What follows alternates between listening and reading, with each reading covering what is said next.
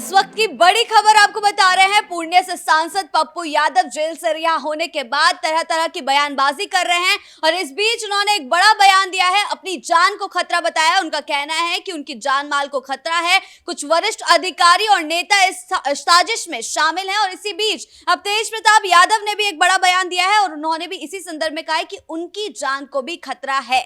इस मामले में ज्यादा अपडेट के साथ मेरे साथ जुड़ रहे हैं मेरे सहयोगी नवेंदु जी। सर, सबसे पहले पप्पू यादव का बयान, फिर तेज प्रताप यादव का, तो इस तरीके से क्या चल रहा है ये बिहार में?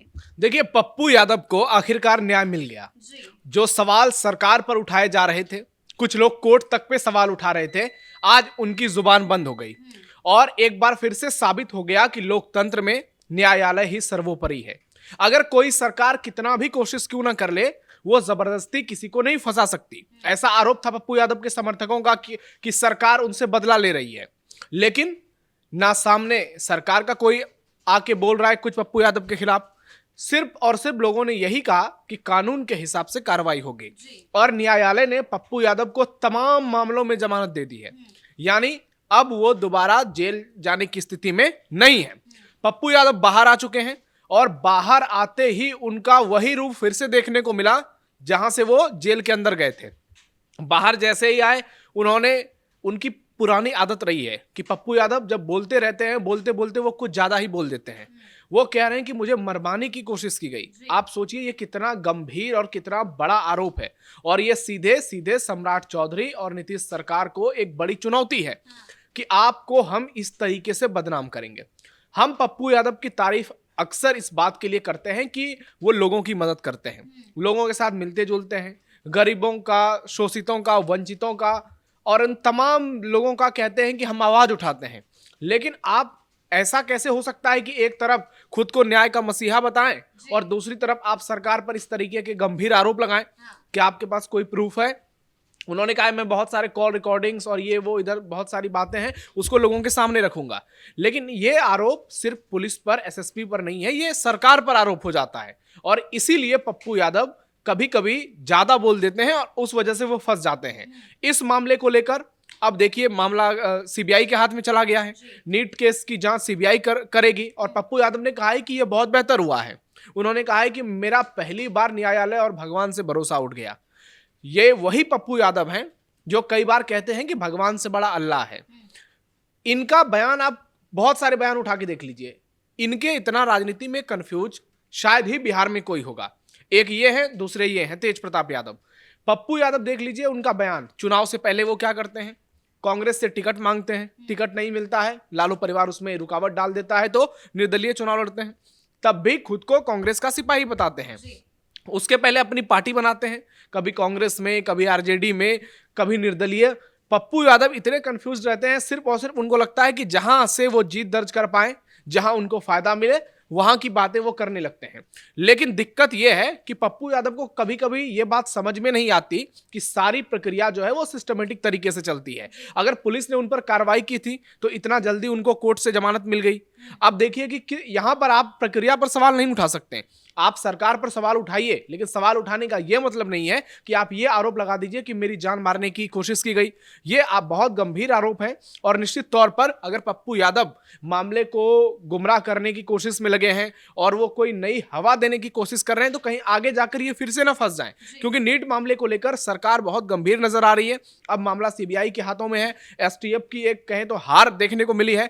ऐसे में पप्पू यादव को अब सिर्फ और सिर्फ एक ऐसा प्रदर्शन करना चाहिए ताकि लोगों के बीच ये मैसेज जाए कि भाई हम जो है आपके हक की आवाज उठा रहे हैं, हम राजनीति नहीं कर रहे हैं। लेकिन यहां पर पप्पू यादव लोगों की तो बात करते हैं लेकिन अपनी भी सियासी रोटी सेकने लगते हैं, जिसके चक्कर में वो फंस जाते हैं। लेकिन बिना सबूतों के अगर इस तरह की बातें की जाए, इस तरह के बयान दिए जाए, तो ये पप्पू यादव पर अब कितना असर डालेंगे? नहीं देखिए, ये अगर आज पप्पू यादव बोल रहे, कल विपक्ष का कोई और नेता बोलेगा कि सरकार मुझे मरवाना चाहती है, तो फिर ये आरोप बहुत आम हो जाएंगे। ऐसे में फिर हर किसी के लिए राजनीति में इतने बड़े आरोप लगाना बहुत आसान हो जाएगा और हर कोई अगर किसी की गिरफ्तारी होगी तो वो फौरन कहेगा कि मुझे सरकार ने गिरफ्तार कराया है।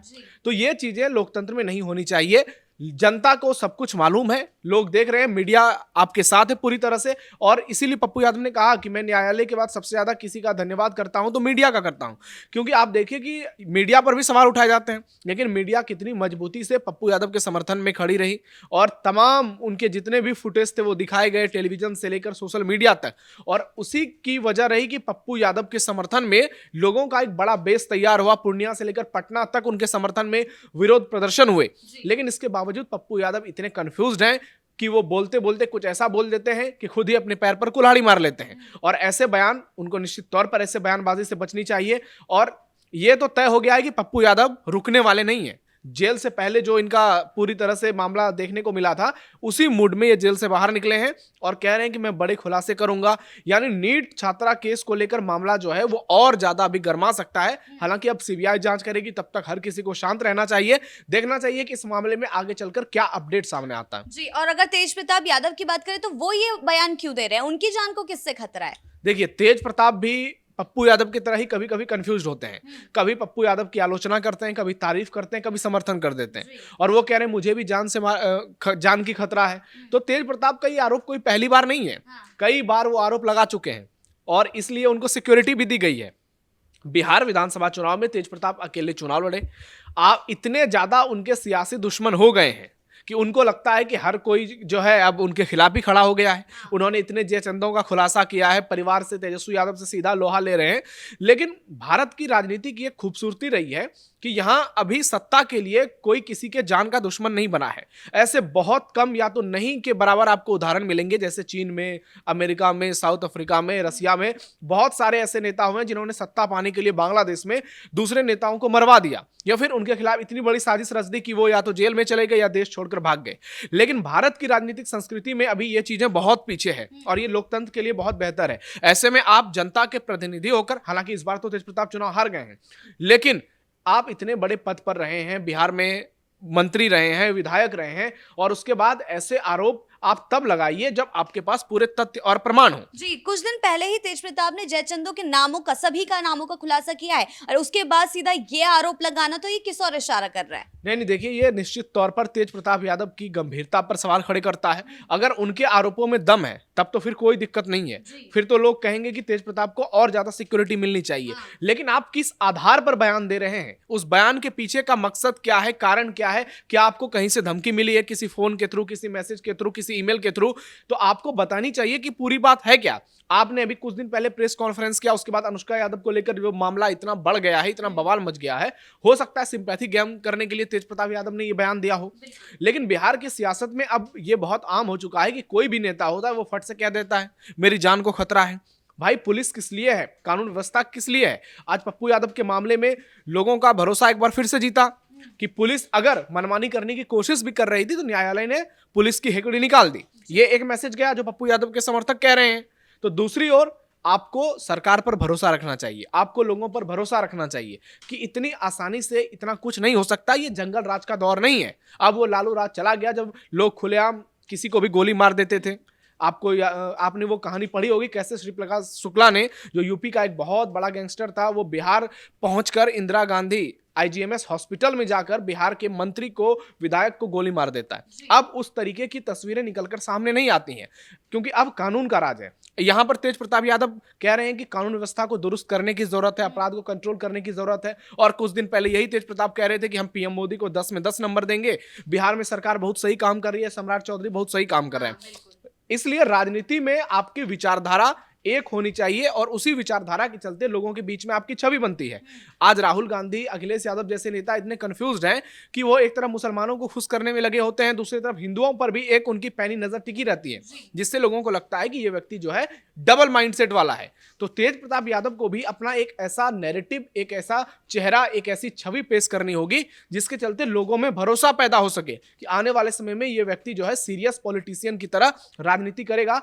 वरना तेज प्रताप यादव जैसे अभी खाली बैठे हुए हैं। आगे चलकर हो सकता है कि ये सिलसिला जो है वो और आगे बढ़ता रहे और इस तरीके की बयानबाजी, इस तरह के आरोप और प्रत्यारोप से उनकी राजनीति को कुछ फायदा नहीं मिलने वाला है। जी, बहुत बहुत धन्यवाद आपका इन तमाम जानकारियों के लिए। तो कुल मिलाकर बिहार की राजनीति में सुर्खियों में रहने वाले पप्पू यादव हो या तेज प्रताप यादव, जिस तरह का बयान उन्होंने इस बार दिया है वो उनके लिए काफी खतरनाक साबित होता जा रहा है, क्योंकि वो उनकी गंभीरता को दिखाता है कि आखिर राजनीति में इस तरह की गंभीरता नहीं होनी चाहिए कि सरकार के ऊपर ही आप अपनी जान को खतरा लेने का आरोप लगाएं। ब्रेकिंग न्यूज में फिलहाल मेरे साथ इतना ही। कैमरा पर्सन राजकुमार के साथ मैं शिवानी रतूड़ी, कैपिटल टीवी बिहार।